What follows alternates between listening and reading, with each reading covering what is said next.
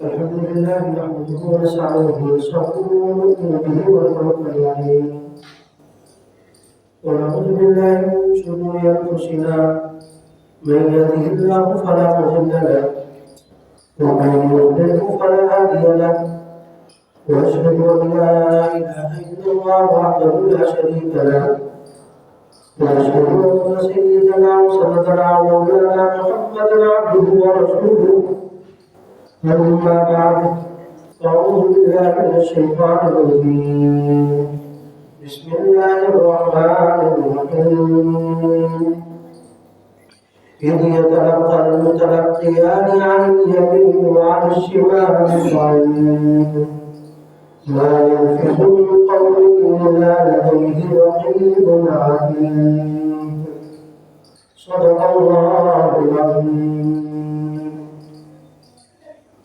وقال النبي صلى الله عليه وسلم من حسن الإسلام المرء تركه ما لا يعنيه أو كما قال عليه الصلاة والسلام.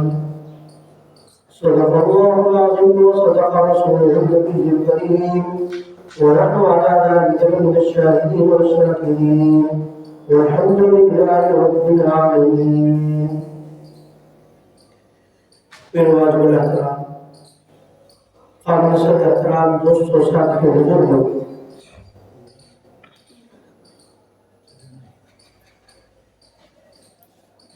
انسان کے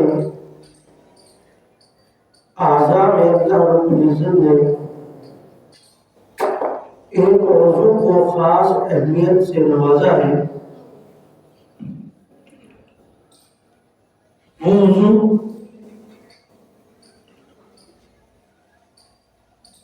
جس کو ہم زبان سے تعبیر کرتے ہیں،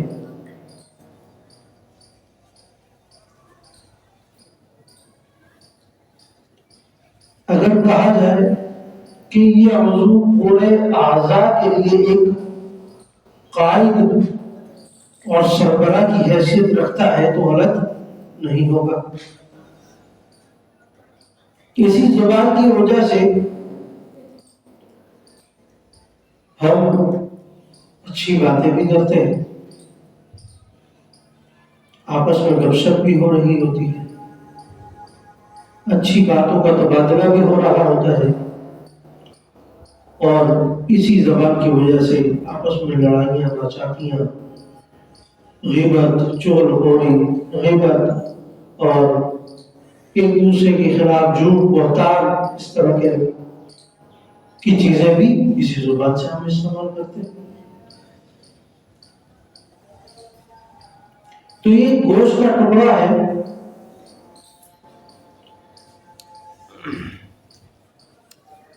اس کے اندر کسی قسم کی خرابی نہیں ہے. ہمارے استعمال میں خرابی یا اچھائی ہو سکتی ہے. ہم اس چیز کو اچھے کاموں کے لیے استعمال کریں تو یہ ہمارے لیے اللہ رب العزت کی طرف سے ایک رحمت ہے، ایک نعمت ہے. اگر ہم اس کو غلط چیزوں کے لیے استعمال کریں تو یہ اللہ رب العزت کی طرف سے ہمارے لیے کیا ایک زحمت ہو جائے گی، ایک ایسی چیز ہو جائے گی جس سے میں ایک اچھا فائدہ اٹھا سکتا ہوں لیکن میں جان بوجھ کر اس سے غلط فائدہ اٹھا رہا ہوں. من حسن اسلام المرء ترکہ ما لا یعنیہ، حدیث ہے.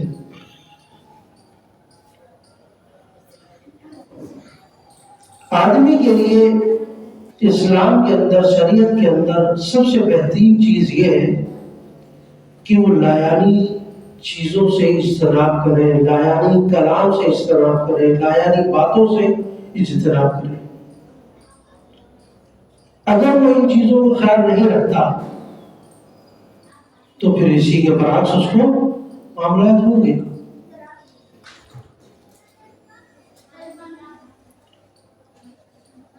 حاسم بن عطم یا ابی بن حاتم، اس طرح ایک نام آتا ہے. ایک حکیم میں بہت بڑے حاتم تیمی جس کو مشہور ہے.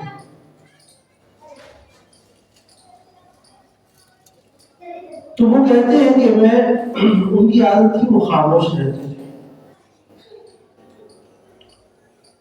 بہت زیادہ خاموش رہنے کی طبیعت تھی ان کے. تو لوگ بولتے تھے کہ آپ بولتے کیوں نہیں، آپ بات کیوں نہیں کرتے؟ تو پھر وہ آگے سے کہتے تھے کہ میں اس صورت میں بات کرتا ہوں جب مجھے لگے کہ یہ میرے لیے فائدہ مند ہے اور دوسرے کے لیے فائدہ مند ہے تو میں بات کرتا ہوں، ورنہ نہیں کرتا. کیونکہ قیامت کے دن اگر مجھے اٹھایا جائے گا اور مجھ سے پوچھا جائے گا کہ یہ الفاظ تم نے ادا کیے تھے، ان کا مقصد کیا تھا، تو میں جواب دے سکوں. اِذْ يَتَلَقَّى الْمُتَلَقِّيَانِ عَنِ الْيَمِينِ وَعَنِ الشِّمَالِ قَعِيدٌ، کہ دو فرشتوں کو ہم نے تمہارے دائیں اور بائیں بٹھا دیا ہے، جو کچھ تم منہ سے الفاظ نکالتے ہو وہ فوراً لکھ لیتے ہیں. اب اگر اچھے الفاظ نکالے تو تمہارا نامہ اعمال اچھا ہوتا جائے گا، اگر غلط الفاظ نکالے تو وہ غلط لکھے جائیں گے. اپنے آپ کو ایسے رکھو یا ایسا تیار کرو کہ اگر اللہ رب العزت کی عدالت میں مجھے کسی جملے کے بارے میں مجھ سے پوچھا جائے کہ یہ جملہ تم نے کیوں ادا کیا، یہ بات تم نے کیوں کی، تو تم اس کو ثابت کر سکو، اسے بتا سکو کہ یہ بات کیوں میں نے کہی ہے. آپ نے دیکھا ہوگا کہ ہمارے ہی درمیان کچھ لوگ ایسے ہوتے ہیں، ان کی زبان مسلسل چلتی جاتی ہے، رکتے ہی نہیں. ایک کی بات شروع کی، وہاں سے ختم ہوئی، پھر دوسری بات شروع ہو گئی، پھر دوسری سے تیسری بات شروع ہو گئی. فون پر لگا ہوا ہے، 2 گھنٹے تک بات کر رہا ہے، سمجھ سے باہر ہے. کوئی ضروری کام نہیں ہے، ضروری بات نہیں ہے ان پہ، لیکن کرنا اور تمہیں عادت ہو زیادہ بس. تو اس کے بارے میں بھی پوچھا جائے گا کہ کیوں اپنے آپ کو، اپنے وقت کو برباد کرتے رہے فضول باتوں میں. اور یہی وجہ ہوتی ہے کہ آدمی پھر چور خوری میں، غیبت میں اور کسی کے بہتان کا سبب بن جاتا ہے. کیونکہ جب وہ اتنی باتوں میں باتیں کرے گا تو کچھ باتیں ایسی بھی آ جائیں گی جو ان کے لیے فائدہ مند نہیں ہے. حکما کی ایک بہت پیاری بات ہے، میں خاموش رہ کر کبھی نہ پچھتایا، صرف بول کر پچھتایا. جب آدمی بولتا ہے تو یقیناً اس سے غلط باتیں بھی نکلتی ہیں.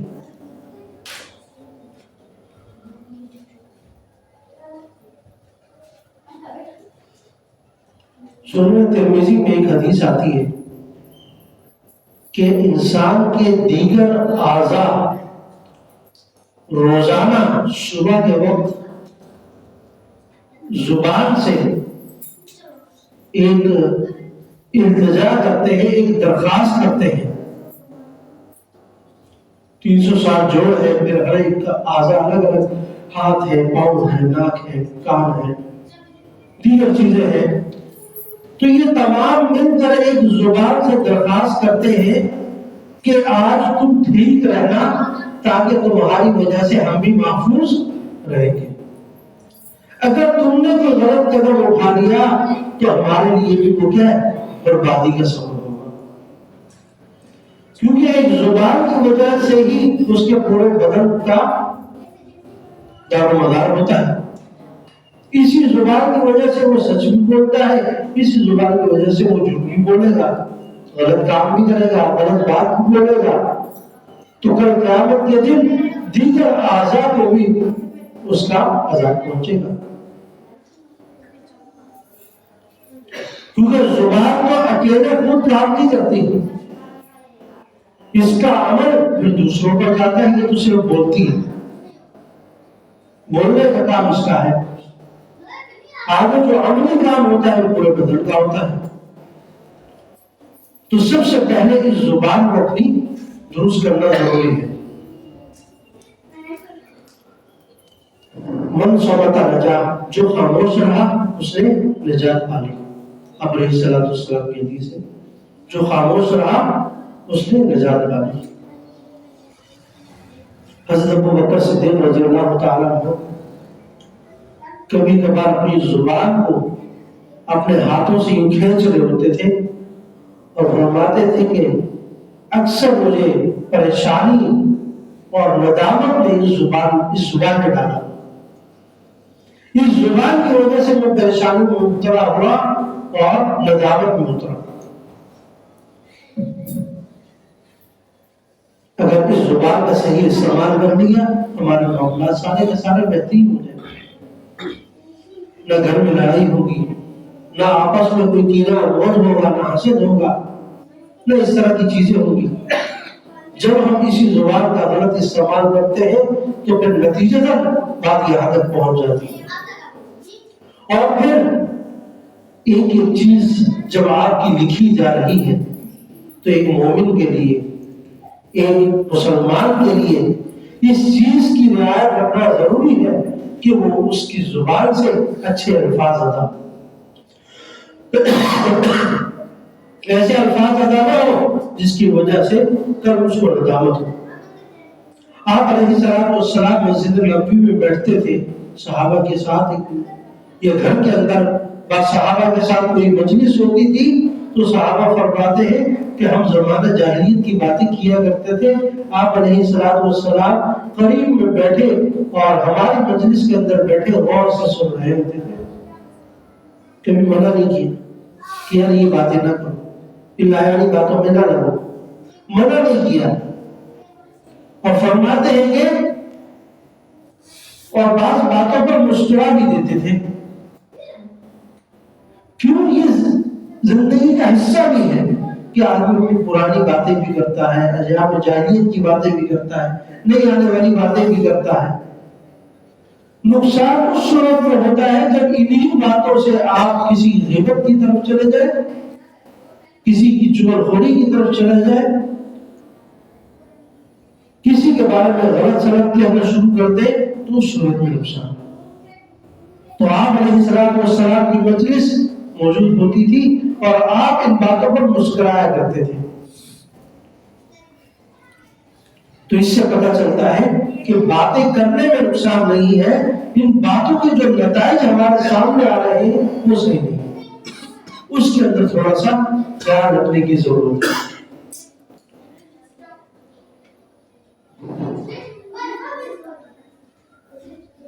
حضرت ابوبکر صدیق رضی اللہ تعالیٰ عنہ کہا جاتا ہے کہ اکثر خاموش رہا کرتے تھے، زیادہ باتوں میں اپنے وقت کو نہیں لگاتے تھے. اسی طرح حضرت عمر فاروق رضی اللہ تعالیٰ عنہ کے بارے میں بھی مشہور، جس صحابی کا ہم اٹھا رہے سب یہی ہے اکثریت. کیونکہ عقلمند آدمی کی نشانی یہی ہے کہ وہ اکثر خاموش رہتا ہے. دانا آدمی، عقلمند، حکیم، وہ اکثر خاموش رہتا ہے، وہ اکثر فضول باتیں نہیں کرتا.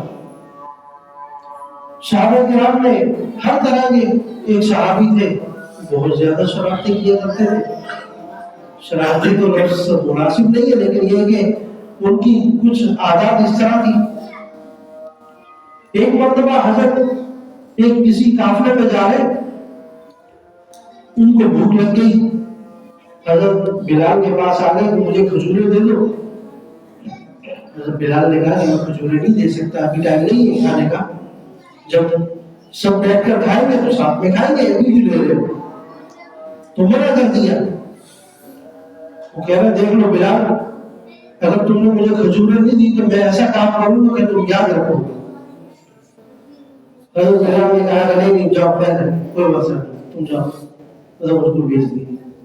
تھوڑے سے آگے گئے تو ان صحابی نے دیکھا کہ ایک اور قافلہ آ رہا ہے، تو یہ آگے بڑھ کر وہاں تک پہنچ گئے اور ان سے بات کی کہ میرے پاس ایک غلام ہے، میں اسے بیچنا چاہتا ہوں، رنگ کا کالا ہے اور ہے بہت کام کا، آپ مجھ سے خرید لیں. تو کچھ اشرفیوں کے عوض حضرت بلال کو بیچ دیا۔ جب وہ قافلہ پہنچا یہاں ان کے قریب تو انہوں نے حضرت بلال کو پکڑ لیا اور ایک نشانی بتا دی کہ اس کی نشانی یہ ہے کہ جب آپ اس کو پکڑو گے تو وہ آگے سے بولے گا کہ میں غلام نہیں ہوں، مجھے حضرت ابوبکر نے آزاد کروایا، میں غلام نہیں ہوں، تو یہ وہ بولتا ہے۔ تو یہ اس کی نشانی ہے، جب آپ پکڑو گے تو وہ یہ بولے گا۔ تو ان کو آگے جا کر بیچ دیا۔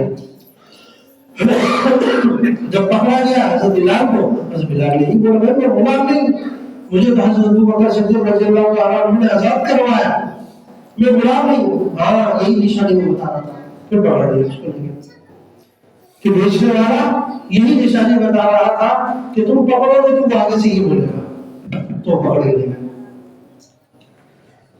قافلہ آگے چلتا رہا، آپ علیہ الصلوۃ والسلام تک یہ بات پہنچی کہ حضرت بلال کو پکڑ لیا ہے کسی نے۔ تو آپ نے جب صحابہ کو بھیجا اور پھر وہاں سے دوبارہ اس کو خرید کر لے گیا حضرت بلال کو سے۔ تو پھر صحابہ نے ان کے بارے میں، یہ جو صحابی تھے اس طرح کی مختلف ان سے بہت شرارتی قسم کے، جیسے البتہ اکثر تو اس طرح کا تھے۔ تو نبی اکرم صلی اللہ علیہ وسلم تک جب یہ معاملہ پہنچا تو آپ نے فرمایا کہ اس صحابی کے بارے میں ایسی باتیں نہ کرو، یہ بدری صحابی ہے اور بدری صحابہ پر اللہ رب العزت نے تمام خطاؤں کو معاف کر دیا، تمام گناہوں کو معاف کر دیا۔ تو آپ علیہ الصلوۃ والسلام ان کے خلاف کوئی ایسی بات نہیں کرتے تھے، کیونکہ آپ جب ایک معاشرے میں رہتے ہیں تو وہاں پہ ہر طرح کا ہوتا ہے، آپ سب کو حکیم یا دانا نہیں بنا سکتے کہ یہ بھی خاموش ہو جائے، یہ بھی خاموش ہو جائے، یہ بھی سنجیدگی میں آ جائے۔ تو کچھ شرارتیں کرنے والے بھی ہوں گے، کچھ باتیں کرنے، اور اسی سے معاشرہ بنتا ہے۔ سب ایک جیسے ہو گئے پھر ہو گیا۔ حکیم اختر صاحب کے پاس ان کے ایک مرید وہ گئے اپنے بچے کو ساتھ لے کر، چھوٹا سا بچہ تھا، اس کو اچھے طریقے سے سمجھا کر کہ جب حضرت کے پاس جاؤ تو وہاں کسی قسم کی بات یا شرارت نہیں کرنا، خاموشی سے بیٹھے رہنا۔ تو جب وہ حضرت کے پاس گئے اور جا کر بیٹھے تو حضرت نے کہا کہ یار میں نے آپ سے کہا تھا کہ آپ اپنے کسی بچے کو لے کر آنا، آپ تو میرے پاس کوئی 40-45 سال والے مرد کو یا 60 سال والے مرد کو لے کر آ گئے، میں نے تو کہا تھا کسی بچے کو لے کر آؤ۔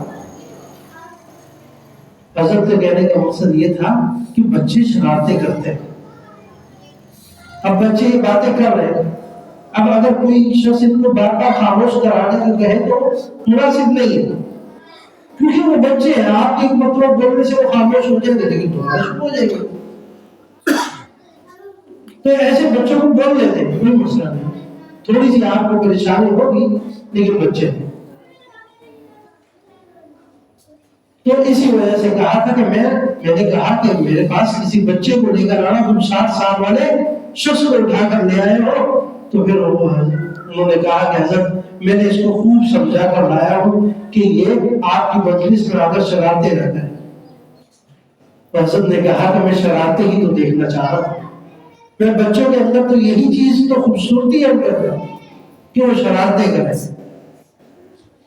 وہ مستیاں کریں، وہ ادھر سے ادھر جائیں، وہ شور کریں۔